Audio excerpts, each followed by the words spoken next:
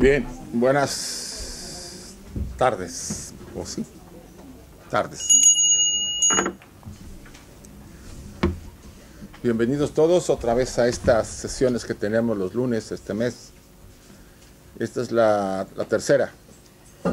Como hace rato estaban diciendo nuestros amigos, los que quieran ver las dos primeras y que no hayan venido, están subidas a internet, a YouTube, y después cuando se editen se las podemos mandar las 4 juntas, ¿sí? Y eso tardará un poco porque lo van a editar con calma. También están las de los dos anteriores ciclos, lo que llamábamos mitos 2 y mitos 1. También pueden consultarlas, están todos ahí. ¿En qué se llama iVoox? Está en iVoox y en Vimeo los videos. Va. Video en Vimeo. Bien. En iVoox el canal de audio. Y también hemos agregado, creo que en las ediciones, los manuales, el material. Por si los que quieren recibirlo también quieren trabajarlo en casa, ¿sí? Nos queda una sola sesión, que es la del próximo lunes. El tema es, creo que, Adán y Eva y el árbol del bien y del mal. Que ustedes saben que esa literatura, o sea, la literatura, los 4 libros del Génesis, Éxodo, Levíticos y Números, se atribuyen a Moisés, pero en realidad pues, son de origen cabalista. Y probablemente la influencia egipcia y de otras corrientes están ahí mezcladas. Entonces vamos a ver desde el enfoque de la analogía y de la tradición de la sabiduría antigua, cómo podemos entender ese pasaje o ese material que está muy, vamos a decir, que ha influido mucho, sobre todo en el mundo occidental, a través de la tradición cristiana, aunque realmente son libros judíos, que asumió la Iglesia tomarlos para conformar lo que llamamos la Biblia. Pero son de origen judío, por eso ustedes van a encontrar a veces elementos que no encuentran casi la misma simpatía que en los evangelios, que tienen un poco más un enfoque de un Dios de amor, de perdón, de compasión. En cambio, el Antiguo Testamento es un Dios que vengativo, de los ejércitos, etc. Y ese es un enfoque interesante que podemos analizar. Bien, el tema de la yoga de Cristo es un tema que di aquí hace como 3 años, en un cursillo que hubo. Y creo que fueron 4 o 5 sesiones solamente del mismo tema.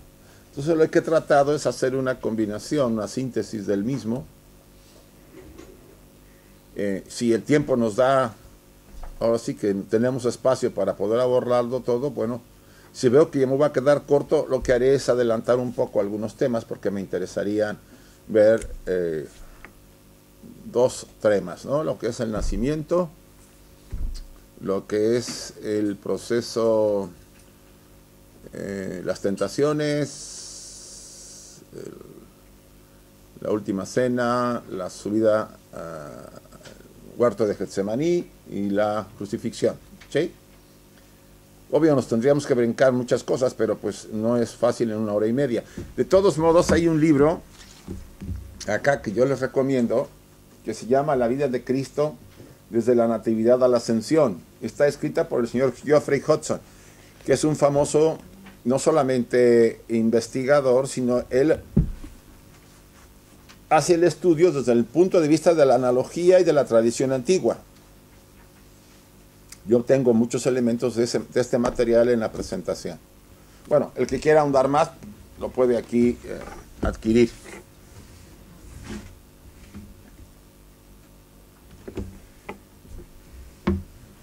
Empezamos con Pablo.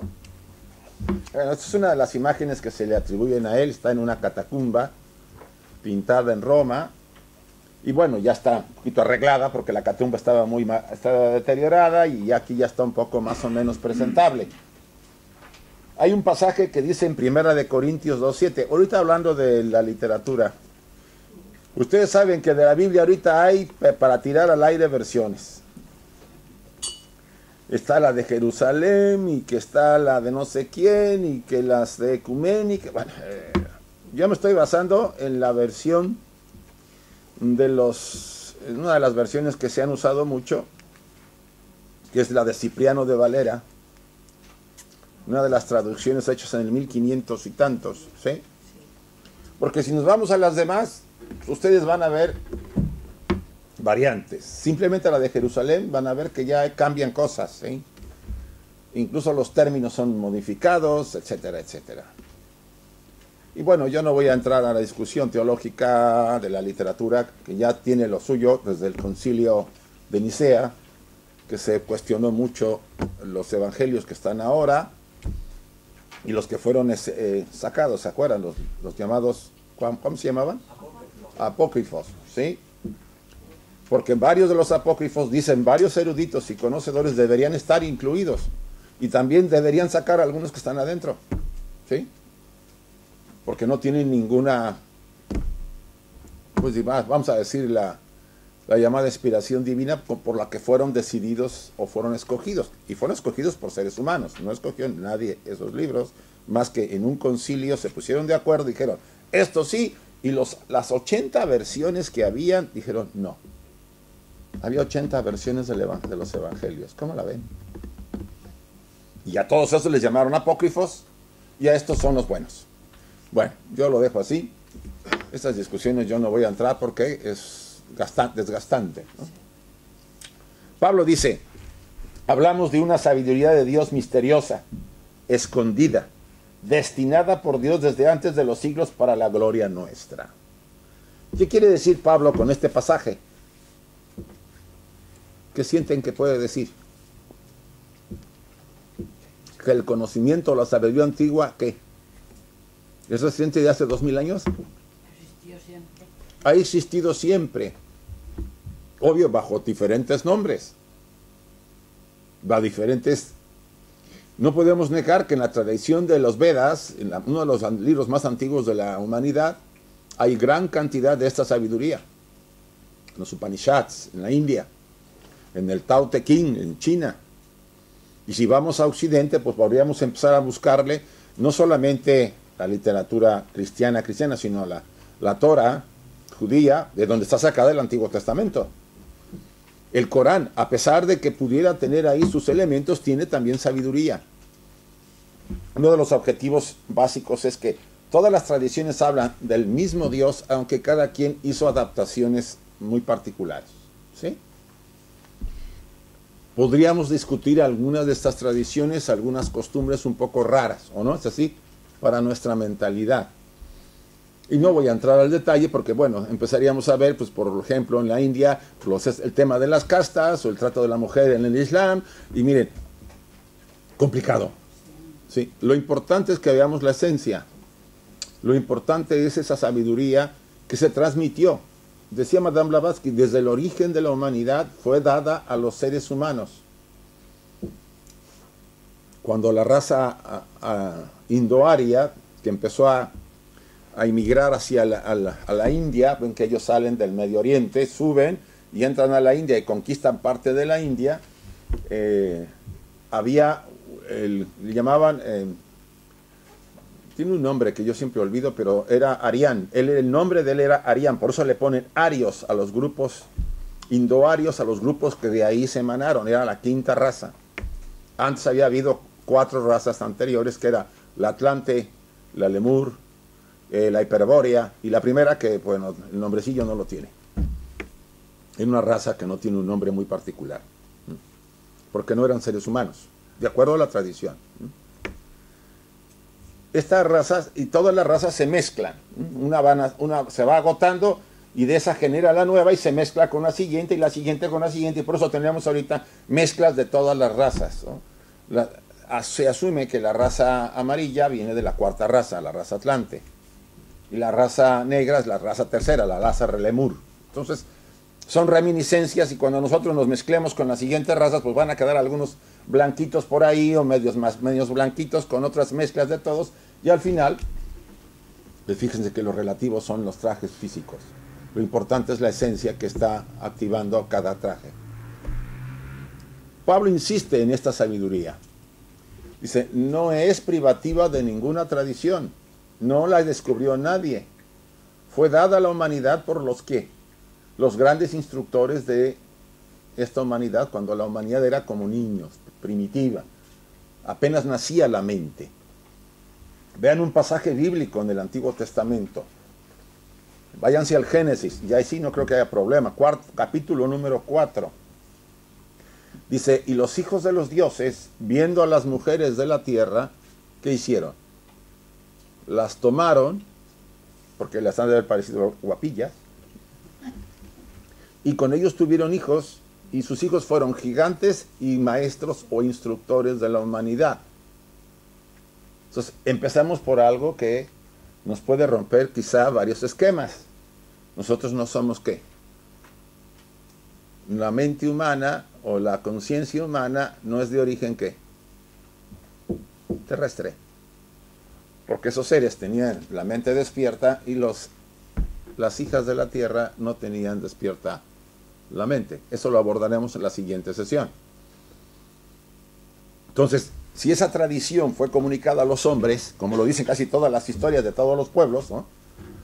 Si ustedes se van a la tradición egipcia, habla de que Isis y Osiris, que en realidad parece ser que fueron seres vivos físicamente hablando, cuando ellos, dice eso Platón habla de varios, y hay varios pasajes en la literatura egipcia, sobre todo si abordamos a un investigador, se me olvidó, es un arqueólogo que ha hecho mucha investigación y atribuye a que Isis, Osiris y Horus y todos ellos eran remanentes sobrantes de la Atlántida, de la Isla Blanca, que se había sucumbido y que sobrevivieron y se esparcieron por la parte física seca del mundo. Ellos llevaron conocimiento, sabiduría, porque realmente Egipto estaba poblada por pueblos nómadas.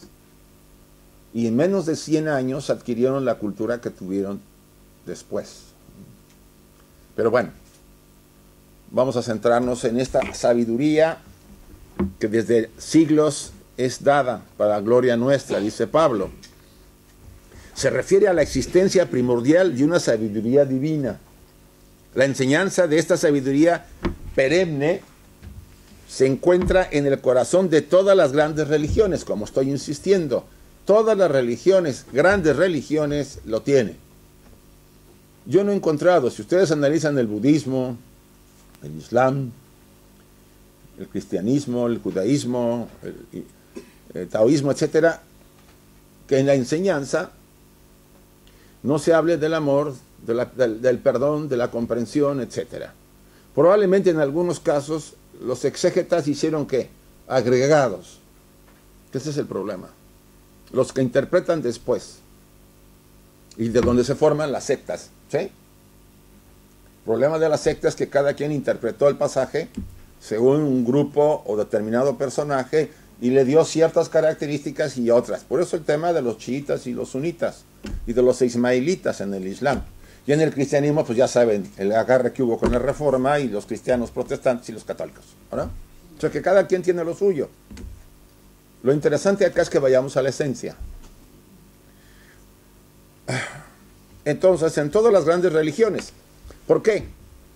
Como iniciados que eran, y esto es importante, los autores de los evangelios estarían bajo dos obligaciones: revelar verdades ocultas, conducir a los lectores intuitivamente para que despertaran hacia el conocimiento, vamos a decir, oculto. Ustedes dirán, ¿cómo que eso de oculto? Yo les digo que sí.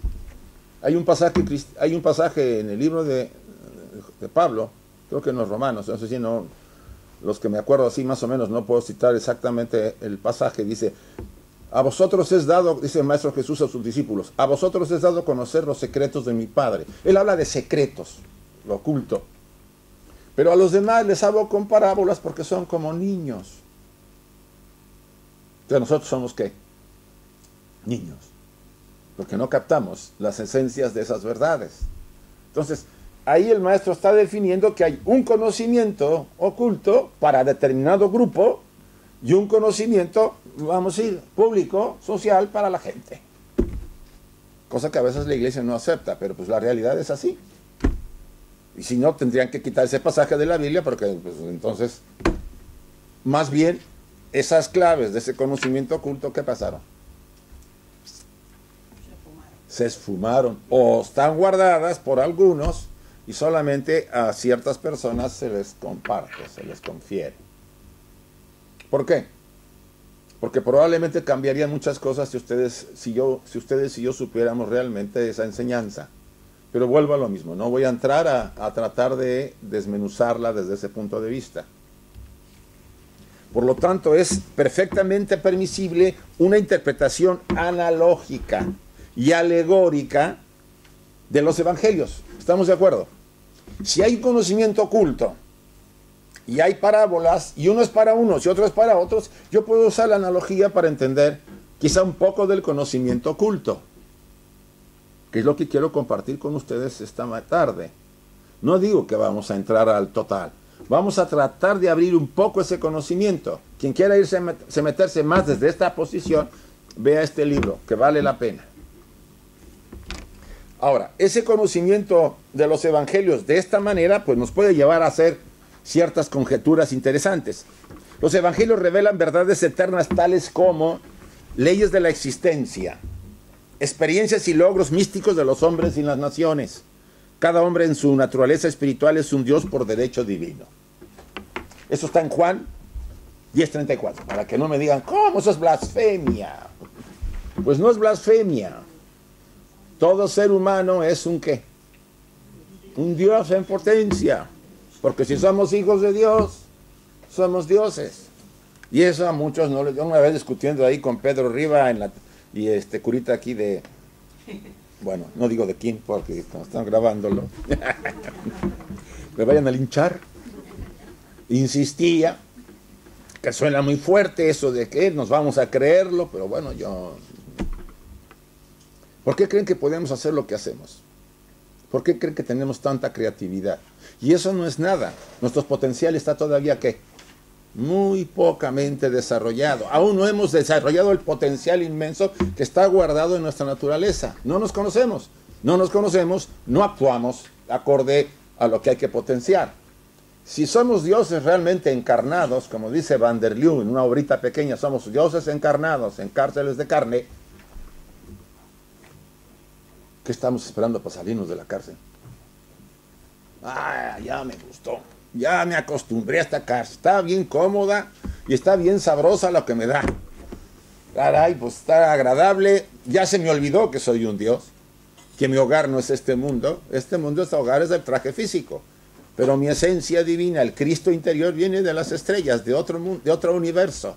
No soy de acá. Pero se me olvidó. Hace milenios que se me olvidó. ¿Y ahora qué pasa?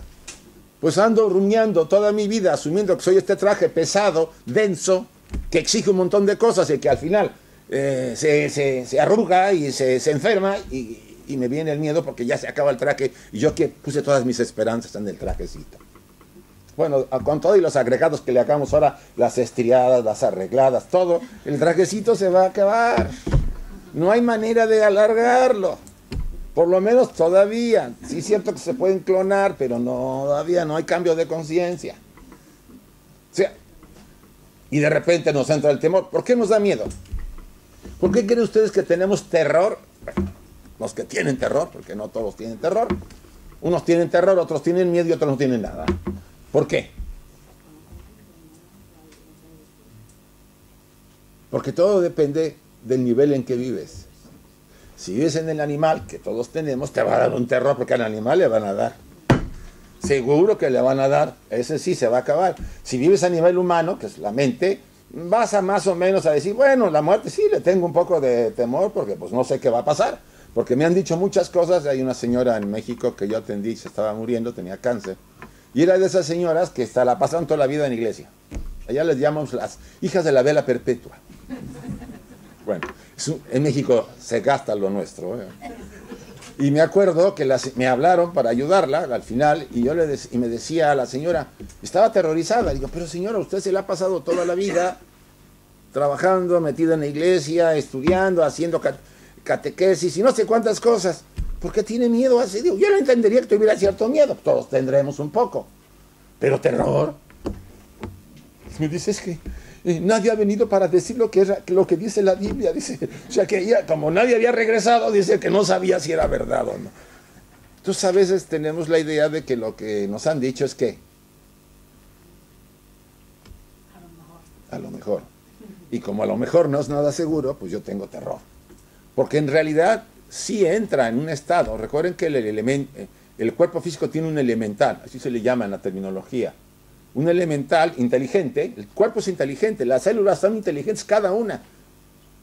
Y cuando saben que le va a llegar la hora que lo hagan chicharrón, porque lo van a hacer chicharrón ahora todos, ¿no? Pues ya no hay lugar para enterrarnos.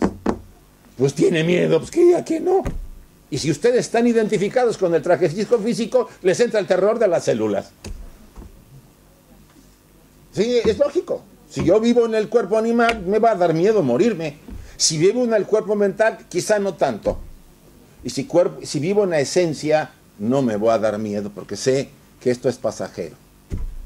Y si cada día estoy muriéndome un poco, porque cada día se muere uno un poco, ¿por qué me va a dar miedo la parte final de esta experiencia?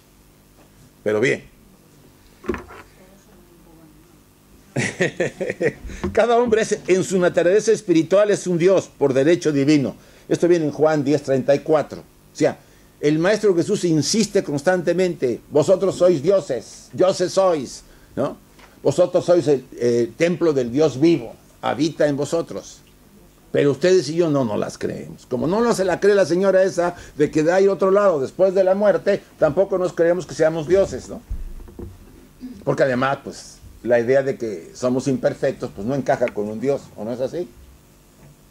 Si yo soy imperfecto, me han metido eso machacado a morir, y cuando hago mis barbaridades, pues yo no puedo ser un Dios si hago mis barbaridades. Lo que pasa es que soy un ¿qué? Un Dios en potencia. ¿Y qué espera qué? Ser despertado. Y esa es nuestra labor. Y desde el enfoque que estamos viendo la enseñanza del Maestro Jesús, o de los evangelios, porque hay que asumir que el Maestro pudo haber, yo no me imagino ahí a Mateo, Marcos y Lucas atrás del Maestro, a ver, toma el apunte, ya viene el segundo, aprótale, dijo eso, apúntale. Yo no los veo así. Ni hay grabadoras en aquella época, ¿o no? O sí se imaginan ustedes ahí a Mateo y a Pablo no, porque ese cuate no lo vio. A Mateo, Marcos, Lucas y Juan, ¿no? Lucas nunca lo encontró, pero bueno, Mateo, Marcos, que ese es el que supone el más antiguo de los evangelios. ¿Ustedes creen que andaba atrás ahí tomándole apunte al maestro? Pues yo no lo creo. Los evangelios se escribieron, excepto las cartas de Pablo, que son del 40 y 50 después, 100 y 120 después, o sea, 100 años después, imagínense. Pero bueno, no nos metamos por ahí porque eso puede saltar chistes. Y a rato me tiran un tomate aquí. Bueno, tiene 4 significados intemporales, dice Geoffrey Hudson. Describen leyes y operaciones de lo divino en la naturaleza cósmica y solar. Esa es una clave. Experiencias místicas de la humanidad, bueno, ya lo había repetido, el despertar interior de los discípulos y experiencias durante las grandes iniciaciones que conducen al estado superior humano. Estos significados, el reconocimiento de un sentido intuitivo simbólico bajo una narración, despierta un eco dentro del estudiante que resuena a través de todos los niveles de su conciencia, desde lo corporal hasta lo espiritual. Si ustedes oyen la parábola de los talentos, ¿no les dice algo? O la del hijo pródigo. O sea, uno dice, bueno, son como historias bonitas que contaba el maestro para que la gente entendiera, porque el nivel de la gente era pues muy simple. Pero tienen algo. Sí, el hijo pródigo tiene algo. Es el hijo que se va, le pide a su papá la herencia, se va, se la gasta, que no es nada raro. Y ya después de andar subiendo y bajando y pasándola como la pasa, regresa. Y el papá lo recibe con un fiestón. Y el otro hijo estaba que se lo llevaba. Porque yo me quedé y nada. Y a ese cuate que se gastó la lana, tú vienes a ayudarlo. Así simple vista, pues dice, no, es que es el perdón del Padre. Es el alma humana que sale de la casa de Dios, si quieren verlo así, encarna en humano, vive y experimenta, y cuando termina sus experiencias de dolor y sufrimiento, regresa a la casa, a la fuente. Si lo ven así, tiene otro significado. Entonces dice, pues por eso hicieron el fiestón. Entonces prepárense, porque cuando vayan les van a hacer un fiestón, espero que a todos. Depende, depende qué andamos haciendo por acá, porque el fiestón tiene que ver con lo que sembramos, ¿no? Acuérdense que dice el pasaje en Romanos, aquello que siembras, si tú siembres espinas, recoges melones. Si eso quisiéramos, ¿no? Ya la hicimos con melones, no. Si siembras espinas, recoges espinas. Y si siembro rosas, recojo rosas. Dice, nadie engaña a Dios. El hombre que siembra esto lo recoge. Si no lo recoge en una encarnación, y no me voy a meter al tema de la reencarnación, pero esa es parte de la tradición, lo va a recoger en la siguiente, pero la va a recoger. Nadie se salva. Ahí no hay manera de decir, un enchufe, un dinerito por ahí para ver si se... Los egipcios querían que con magia se podía quitar, pues algunos se la tragaron, pero no era así. No se puede quitar. A palo dado, ni Dios lo quita. Es una ley, porque Él es la ley. Y no va a violar sus leyes por darnos el gusto. Ay, miren los chicos, estos que van a la reunión ahí del cursillo, vamos a darles unos puntos como dan en la universidad cuando van a un curso. Cuando vengan aquí al cielo les damos unos puntillos para que, pues, ¿sabe? Pues no va así. En parte me dirijo de esta forma y lo utilizo así, y no quiero ser irreverente en ningún sentido, con el objeto que ustedes lo vean de una manera más accesible, ¿sí? Yo soy el primero en defender las enseñanzas crísticas porque son verdaderamente sabias. Pero a veces nos cuesta, porque la hemos oído de nuestros padres y de nuestros abuelos y no sé a cuántos, y a veces, ay, sí, ya, órale, sí, di lo que quieras. No, hay que poner cierta atención. El hombre es en su ser más íntimo la mónada, el germen inmortal en quien están latentes ilimitadas posibilidades de desarrollo y crecimiento, el Dios potencial. Jesús respondió, no está escrito en vuestras leyes, yo he dicho, dioses sois. Juan 10 y Pablo 1 de Corintios. O sea, yo doy pasar aquí, pero vean la versión de Cipriano de Valera, ¿no? Si se van a otra van a decir, este cuate ¿dónde sacó las referencias? Sí, por favor. Vale, hay muchas. O sea, lo importante es que nos demos cuenta que nuestro potencial es inmenso, que a pesar de la situación que estamos viviendo ahorita, circunstancias difíciles, son las vacas flacas, acuérdense. Aquí no hubo faraón para que, ni José para decir, va a haber 7 años de vacas flotas, y todos hubiéramos ido corriendo todo a acumular para que las vacas flacas no nos fuera tan mal. No hubo sueño, nadie soñó en eso, ¿verdad? No creo, ¿no? Ni hubo un intérprete para decir que estábamos ahorita en las vacas flacas, porque hubiéramos guardado en las vacas gordas hace varios años, ¿no? O sea, es obvio que esta fuerza interior es la que nos debe mantener. Por más difícil que esté la situación, no somos de los seres que nos vamos a caer. Y yo no niego ni puedo negar que a veces hay personas que no aguantan una presión tan grande y utilizan la salida más fácil, la falsa, para salir del problema. Las ha habido. Cuando hubo el crack en Nueva York se tiraron varios por las ventanas, cuando se sintieron que estaban perdidos. Una mujer ahorita salía, ¿no? Creo que en Grecia había perdido todo, salió en el periódico y se quería tirar por una ventana. Lo entiendo, y probablemente se le acaba el mundo. Todo individuo debe llevar a cabo dos procesos. Redimirse él y el de salvarse por sí mismo, puesto que está dotado de un poder redentor innato. Aquí empiezo a cuestionar un poco el asunto. ¿Nosotros nos podemos redimir y salvarnos o necesitamos de algo? Ahí empieza el tema. Ustedes y yo venimos ¿cómo? ¿Solitos o acompañados? A la tierra cuando nacimos. ¿Y cómo nos vamos a ir? Con nuestros amigos como los faraones que metían a toda la gente, se mataban a todos porque el faraón se había muerto. No creo que nos vayamos así. El tema de la salvación y la redención personal es muy importante. Puede haber gente que nos oriente, puede haber gente que nos aconseje, porque es más sabia, más inteligente, más madura.